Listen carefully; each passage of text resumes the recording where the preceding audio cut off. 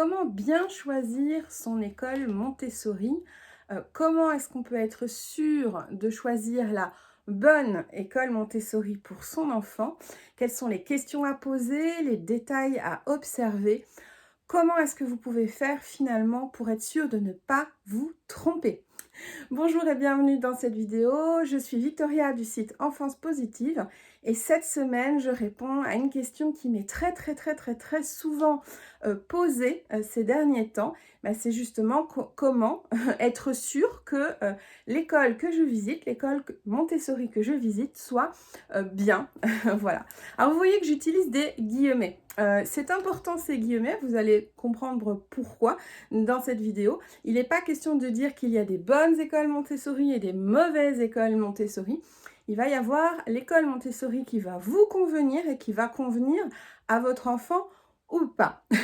Et ça me permet déjà de faire une petite explication par rapport à ça avant de vous donner des points très précis, des pistes à aller explorer lors de votre visite et une liste aussi de questions à poser à la personne qui vous fait visiter. Pourquoi finalement est-ce que je dis qu'il n'y a pas de bonne école Montessori ou de mauvaise école Montessori et que finalement ça va être celle qui va vous convenir ou convenir à votre enfant? En fait, la pédagogie Montessori, elle est ce qu'elle est. On en parle beaucoup sur cette chaîne et elle est avant tout, pour moi, une approche bienveillante qui va suivre l'enfant et accompagner l'enfant à son rythme dans ses intérêts. La pédagogie Montessori, c'est une chose. On peut y adhérer pleinement et à 100%. Et puis après, il va y avoir les personnes qui vont appliquer la pédagogie Montessori. Donc, dans les écoles, vous allez retrouver des enseignants, des éducateurs qui sont, comme vous et moi, des humains. Et donc, ces personnes-là ont leur vision de la pédagogie Montessori. Ils ont digéré plus ou moins la pédagogie Montessori. Ils ont plus ou moins de recul. Et puis, lorsqu'on travaille avec des enfants, on n'enseigne pas ce qu'on sait, on transmet qui on est. Et donc, je ne suis pas en train de dire qu'il y a des bonnes personnes et des mauvaises personnes, c'est juste qu'il va y avoir des écoles qui vont plus ou moins convenir à votre enfant. Ça n'en fait pas des mauvaises écoles, hein. Il n'y a pas de jugement de valeur ici.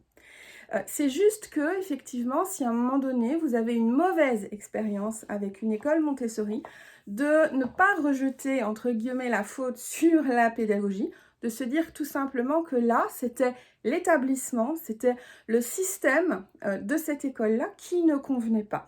Ou bien peut-être un enseignant en particulier, par exemple, avec lequel votre enfant n'a pas accroché ou avec lequel il y a eu des soucis. Mais donc, moi, je fais la différence entre la pédagogie Montessori et l'application de la pédagogie Montessori. Et c'est très en lien avec la question de cette vidéo, parce que tout un temps, il y a eu vraiment un déploiement des écoles Montessori en France, en Belgique, etc.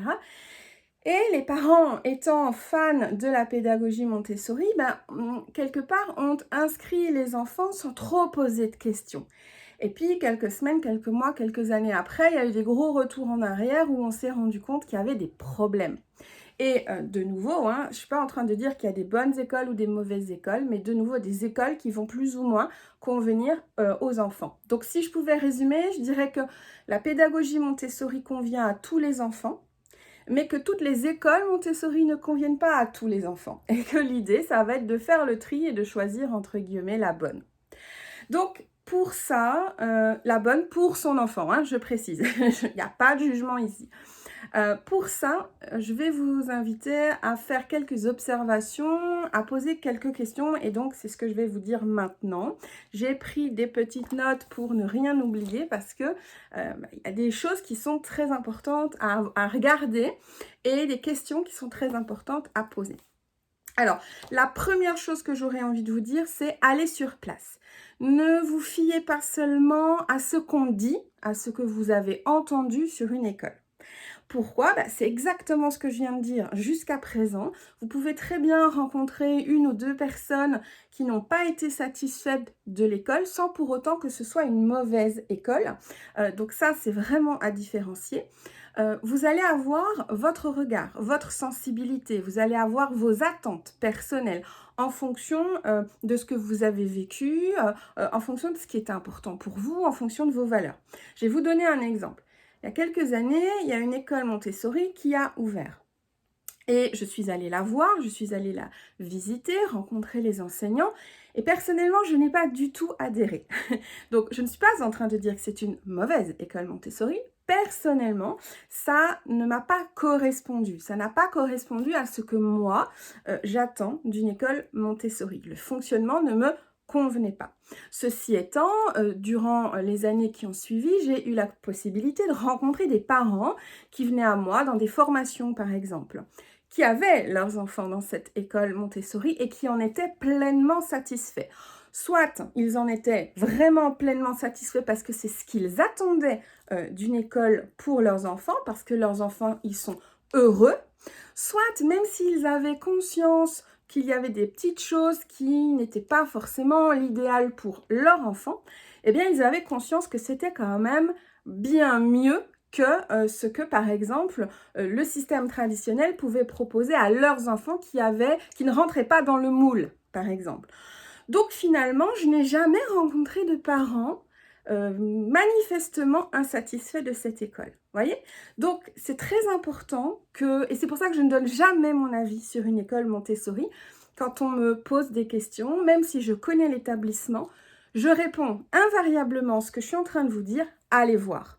Allez voir et rencontrer les gens, rencontrer les enseignants, rencontrer la direction et prenez un temps pour sentir, voyez, pour faire confiance à votre intuition et d'essayer d'aller au-delà des mots que l'on va vous dire pour vous expliquer le fonctionnement et peut-être vous convaincre d'inscrire votre enfant là. Essayez de voir comment vous vous sentez. Faites confiance à votre ressenti, à ce que votre cœur vous dit, à ce que votre ventre vous dit. Comment est-ce que vous ressentez les choses? Donc même si vous avez un établissement qui obtient des retours pas très positifs, bon, même, voilà, sauf si c'est des choses qui sont, voilà, manifestement graves, mais je veux dire, on ne peut pas plaire à tout le monde. Moi, clairement, j'ai un discours qui est très tranché avec les personnes qui viennent me voir. J'explique de façon très transparente comment je travaille avec les enfants. Et il y a des gens à qui ça ne correspond pas. Voilà, à qui ça ne répond pas aux attentes. Et de nouveau, il n'y a pas de problème. Moi, je préfère être 100% transparente, dire comment je travaille avec les enfants et que les personnes me disent ça ne me correspond pas et qu'ils n'inscrivent pas leur enfant, que qu'ils le fassent quand même et qu'on ait plus tard des soucis relationnels parce que je ne réponds pas aux attentes de cette famille. Donc, c'est très important que vous puissiez prendre un petit peu la température et vous sentir libre de poser certaines questions. Donc, je vais revenir dessus tout à l'heure. Donc, peu importe ce qu'on dit sur une école de votre entourage, allez-y et essayez de prendre un peu la température, de discuter avec les gens et de voir un peu comment vous ressentez les choses. Deuxième conseil, allez-y, oui, mais si possible, allez-y quand les enfants sont là. C'est radicalement différent au niveau de l'ambiance quand les enfants sont là, qu'ils ont pris possession des lieux, et puis quand la classe elle est vide. Alors oui, quand la classe elle est vide, vous allez pouvoir observer s'il y a bien certains jalons que je vais vous expliquer au niveau de la classe, mais vous n'allez pas ressentir l'atmosphère. L'atmosphère, comment les enfants évoluent, comment est-ce qu'ils se déplacent, comment est-ce qu'ils interagissent ensemble, comment est-ce que l'enseignant interagit avec les élèves. Alors là, par contre, je vais juste faire un petit bémol, une petite parenthèse. Vous allez intervenir à un instant T. Ok, donc, vous ne savez pas ce qui s'est passé avant et vous ne savez pas ce qui va se passer après. Ça veut dire quoi? Ça veut dire que il va falloir faire attention ici à observer et d'essayer peut-être de vous noter, de vous prendre des notes sur des choses qui vous interpellent, pour ensuite en parler avec la direction, dire bah voilà, j'ai observé ça, j'imagine que si vous avez mis ça en place, c'est qu'il devait y avoir une raison, etc. Donc de ne pas dire ah tiens, l'enseignante elle a dit ça ou elle a fait ça, vous ne savez pas en fait le contexte dans lequel vous débarquez quelque part. Donc très très important de prendre conscience que vous ne savez pas ce qui s'est passé avant et vous ne savez pas ce qui va se passer après. Et donc du coup de rester dans cette dynamique de ok, je cherche à comprendre, je pose pas de jugement, je cherche à comprendre. Alors, en ces temps de pandémie, c'est un peu compliqué parfois de visiter des écoles quand les enfants sont à l'intérieur. Donc, ce que vous pouvez essayer de faire pour rassurer la direction, c'est de dire, ben voilà, je n'interviens pas, je reste en retrait, je ne poserai pas de questions, je veux juste aller regarder, jeter un petit coup d'œil, et puis vous poserez vos questions, du coup, après, lorsque vous serez dans le bureau de la direction. C'est important parce que, voilà, de ne pas déranger les enfants en plein travail, ça va aussi rassurer l'école qui vous accueille et ça va aussi les amener plus facilement à accepter votre demande. Ils n'ont pas forcément quelque chose à vous cacher, c'est juste que voilà, c'est pas toujours évident parce que les parents ne savent pas et c'est normal, ils ne sont pas informés. Hein. Donc c'est pour ça que je fais aussi cette vidéo, de se dire que voilà, quand on rentre dans une classe Montessori, c'est très important de rester en retrait, de ne pas parler aux enfants. S'ils viennent vous voir, ils viennent vous voir, mais de ne pas chercher à entrer en relation avec ces enfants-là, d'être vraiment en retrait, d'être juste un observateur pour ne surtout pas interrompre quelque chose dont vous n'auriez peut-être pas conscience. Parce que, je le rappelle, on arrive là un peu comme un cheveu sur la soupe. Donc moi, c'est pareil, quand je fais des visites, surtout, je me fais petite souris, quoi. Si vous le pouvez, baissez-vous, mettez-vous à genoux, parce que voilà, si vous êtes en hauteur, vous allez vous faire repérer. Donc, essayez de vous rendre transparent le plus possible. Et ça va rassurer l'école, ça va rassurer la direction et ils vont être plus enclins justement à vous laisser 5 minutes voir ce qui se passe. Donc, quand justement vous allez passer un temps dans la classe, faire des observations, éventuellement notez-vous des choses s'il y a des choses qui vous interpellent et vous pourrez en parler après avec la direction. Alors, les questions qui pour moi sont essentielles à poser pour savoir si l'école elle va vous convenir ou pas. Alors, je prends effectivement les petites notes que j'ai faites ici, c'est par rapport déjà à la classe. Donc, alors, normalement, vous l'avez vu, le matériel doit être à disposition. Il doit être bien rangé, bien propre et en bon état. Donc ça, c'est déjà le point de départ au niveau de la classe. Et puis, à partir de là, les questions que vous allez pouvoir poser autour de ça, c'est... alors, la première qui me semble essentielle, c'est comment se déroule une journée. Voilà. Alors, la réponse normalement attendue dans une école Montessori, c'est que les enfants arrivent le matin à l'heure où l'école décide que les enfants arrivent. Donc, en général, c'est entre 8h et 8h30. Et normalement, il faudrait qu'il y ait une plage horaire libre jusqu'au repas de midi. Donc, il ne doit pas, dans une école Montessori, y avoir d'activité programmée fixe du moins le matin. Donc, l'enfant doit pouvoir avoir au minimum 2h30 sans rien de prévu pour qu'il puisse plonger dans ses activités. Après, donc, il peut y avoir le repas de midi pris collectivement. Il peut y avoir, la plupart du temps, il y a un temps récréation qui est proposé après le repas. Et puis, une deuxième séance de travail de au moins 2 heures. Donc, en général, c'est de 14h à 16h, par exemple. Là aussi, sans rien de prévu. C'est très important que les enfants puissent avoir ce temps-là. Donc déjà, si là, on vous répond qu'il y a des activités qui sont programmées, alors il peut y en avoir. Hein, par exemple, il peut y avoir une sortie piscine ou une sortie forêt. Donc ça, c'est bien évidemment, c'est pas le souci. Mais si par exemple, tous les jours, il y a plein d'activités qui sont programmées, c'est déjà pas un super bon signe. Voilà. Parce que là, même indépendamment de ce qui est important pour vous, ça veut dire que l'enfant n'aura pas le temps de plonger réellement dans ses activités. Une autre question qui est importante, c'est si mon enfant ne fait rien, s'il ne veut pas travailler, s'il ne s'intéresse pas à grand-chose, qu'est-ce que vous allez faire? Comment est-ce que vous allez réagir? Alors, il n'y a pas une seule bonne réponse, mais on va dire que l'idée, ce serait une réponse quand même dans le style on respecte le rythme de l'enfant, il ne fait jamais rien, donc l'enfant va observer, va peut-être réfléchir, prendre le temps de savoir ce qui l'intéresse. Donc on respecte et éventuellement, hein, selon selon les écoles, on peut vous dire, on va lui proposer quelque chose et puis s'il veut pas, il ne dit rien. Alors voilà, ça c'est à vous de sentir si c'est quelque chose qui vous convient ou pas. Moi, c'est pas quelque chose que je pratique parce que j'ai observé que les enfants avaient réellement besoin de se plonger à l'intérieur d'eux-mêmes pour sentir ce qu'ils voulaient profondément faire et que si on leur propose toujours des trucs, ben finalement ça vient court-circuiter un peu ce travail-là qui peut prendre parfois plusieurs semaines. Hein.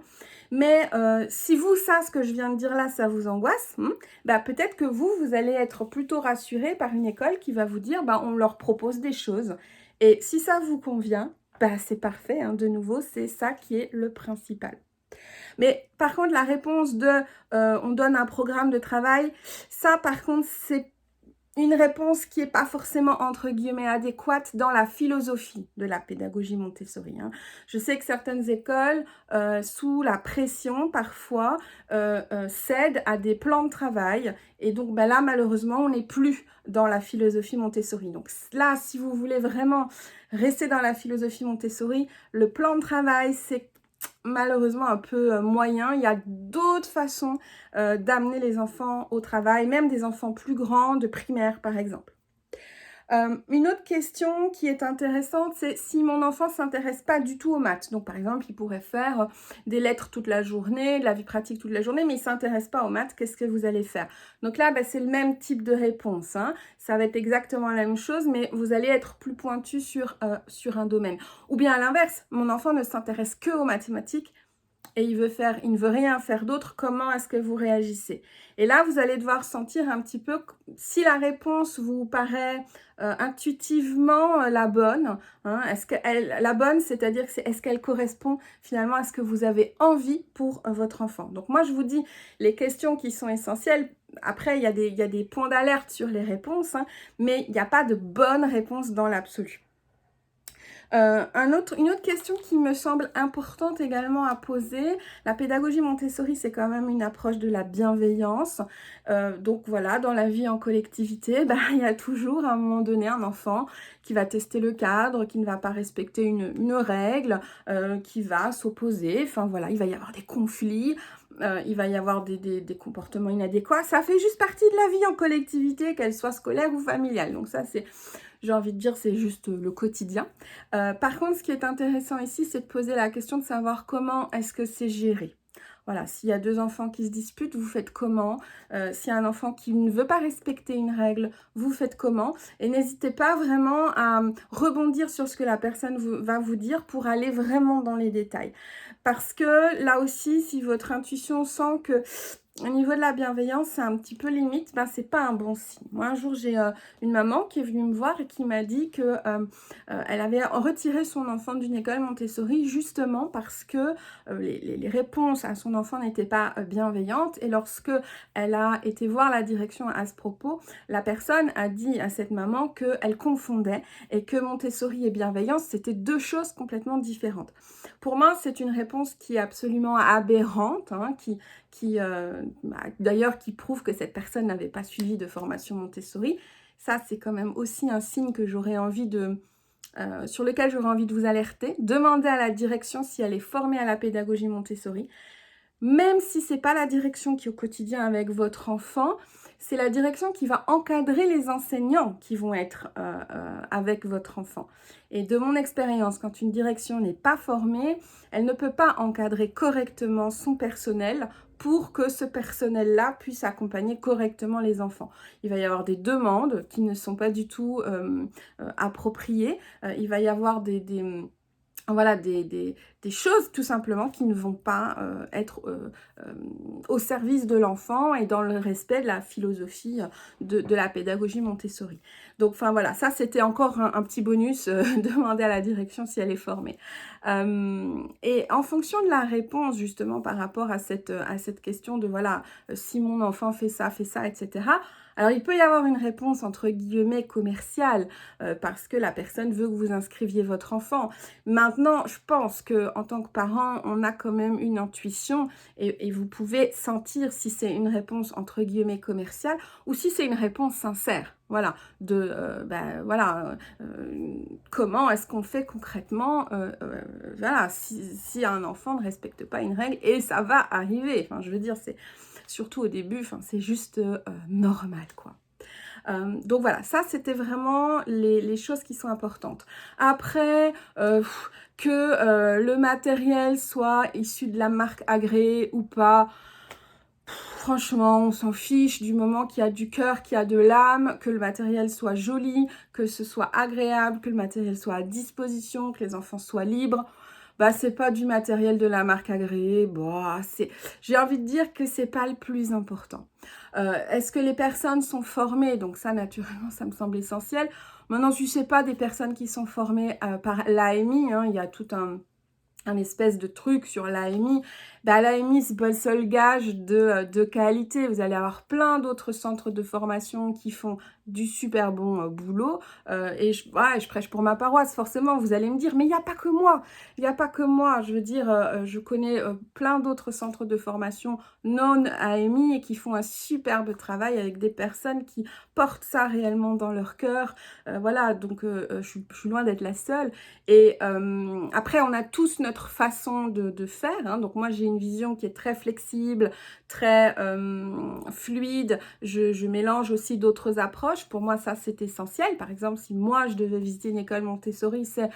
Ben voilà, moi, ma fille, par exemple, elle a besoin de bouger, elle a besoin de créer. S'il y a que du matériel Montessori, ben, je pourrais un peu craindre que pour elle, ça ne soit pas adapté. Et donc, effectivement, moi, j'ai une autre démarche. Donc, on a tous ce qui nous différencie, quoi, quelque part. Mais il n'y a pas que l'AMI. Voilà. Donc, ça non plus, ne restez franchement pas fixés sur ça. Le plus important, c'est qu'il y ait de la bienveillance, qu'il y ait du cœur, que les enfants soient libres, que le matériel soit à disposition, que ce soit joli et agréable, même si c'est pas les plus beaux locaux du monde. C'est pas important. De toute façon, c'est même pas ça que les enfants regardent. Je vais juste vous raconter encore une petite anecdote. Une personne que je connais qui a une petite école Montessori, j'ai appris qu'elle avait changé le sol de sa classe. Et donc voilà, c'était quelque chose qui était prévu depuis un certain temps, changer le sol de la classe. C'était un sol qui était assez flash. Et puis, elle change le sol de sa classe et les enfants reviennent après le changement, mais ils remarquent rien. Ils remarquent rien. Parce qu'en fait, ils sont tellement dans être ensemble, découvrir, manipuler, etc. Ils n'avaient même pas capté que le sol avait changé. Donc, l'enfant ne voit pas la même chose que ce que nous, on va voir. L'enfant, il va voir les interactions avec les adultes, il va voir les interactions avec les copains et il va voir le matériel qu'il va pouvoir manipuler. Donc, l'idée, c'est vraiment de rester centré sur cette conscience-là que, bon, bah, si le local est pas super moderne ou peut-être pas super beau, bah, que franchement, c'est pas ça qui compte. Voilà, c'est l'âme que vous allez ressentir, quelque chose qui va venir vous réchauffer quand vous allez rentrer, quelque chose où vous allez sentir que, ouais, c'est là, quoi. Hein. Et franchement, les locaux, c'est pas qu'on s'en fiche, mais ça passe au deuxième plan. Moi, je préfère vraiment une petite école qui n'est pas forcément dans un très très beau local, qui n'a pas forcément le dernier matériel agréé, super neuf, etc. À une école qui a tout ce qu'il faut au niveau matériel, mais où on sent que ça vibre pas trop, quoi, au niveau du cœur. Donc, voilà, c'est vraiment ça qui compte parce que c'est ce que les enfants vont vivre. Les enfants, ils n'ont pas d'ego ils sont dans la plus belle école du quartier. Et ça, c'est une vision très adulte, hein, en fait. Donc, c'est pas le plus important. Voilà, je pense qu'à partir de là, vous allez vraiment avoir de quoi choisir la bonne école. Donc, la bonne école, c'est celle qui va convenir à votre enfant. Hein. Si vous avez un enfant, par exemple, comme la mienne, qui a besoin de beaucoup bouger, ben, posez la question de est-ce que ils ont le droit de sortir? Comment vous faites si à un moment donné, ben voilà, moi, mon enfant, il a besoin de bouger, comment vous répondez à son besoin? Ça, j'ai envie de terminer sur cette question-là parce qu'elle est essentielle. Comment est-ce que vous répondez aux besoins de mon enfant? Et puis, vous allez donner des exemples. Voilà, moi, ma fille, elle a besoin de bouger et comment est-ce que vous faites pour répondre à ce besoin-là? Si vous, votre enfant, je ne sais pas, moi, il a besoin de jouer de temps en temps, eh ben, comment est-ce que vous posez la question, comment est-ce que vous pouvez faire en sorte que mon enfant puisse être entendu dans ce besoin-là également. Ça peut passer par plusieurs choses, il n'y a pas une seule bonne réponse, d'accord? Il faut juste que vous sentiez si cette réponse-là, elle vous convient ou pas. Voilà, j'espère que cette vidéo a pu vous aider. N'hésitez pas à vous abonner pour en avoir plus sur la pédagogie Montessori. On se retrouve tous les vendredis justement pour une nouvelle vidéo. Si vous avez des questions, si vous avez envie que je fasse une vidéo sur un sujet en particulier, comme là aujourd'hui c'était une vidéo demandée par plusieurs d'entre vous, n'hésitez pas à me mettre dans les commentaires si vous avez envie que je traite d'un sujet ou d'un autre. Et puis je vous rappelle, hein, je vais mettre dans la description de cette vidéo un lien vers mes emails. Donc j'envoie un email gratuitement tous les jours du lundi au vendredi où on va vraiment en profondeur sur la pédagogie Montessori. Moi, mon credo, c'est d'aller au-delà de ce que vous voyez sur les réseaux sociaux, au-delà de ce qu'on voit partout sur les blogs, sur Internet, dans les boutiques en ligne, etc. pour que vous ayez vraiment une approche complète que vous allez pouvoir pratiquer avec vos enfants, même si voilà, vous n'avez pas la possibilité d'inscrire votre enfant dans une école Montessori, ou si vous n'avez pas les moyens, ou si vous faites le choix de faire autrement, voilà, tout simplement. Donc, n'hésitez pas à laisser vos commentaires sous la vidéo. En tout cas, j'ai été ravie de faire cette vidéo-là cette semaine, parce que je pense que voilà, vous êtes nombreux à vous poser cette question. Et je vous retrouve vendredi prochain pour une autre vidéo sur la pédagogie Montessori. Bon week-end à tous et puis bonne semaine.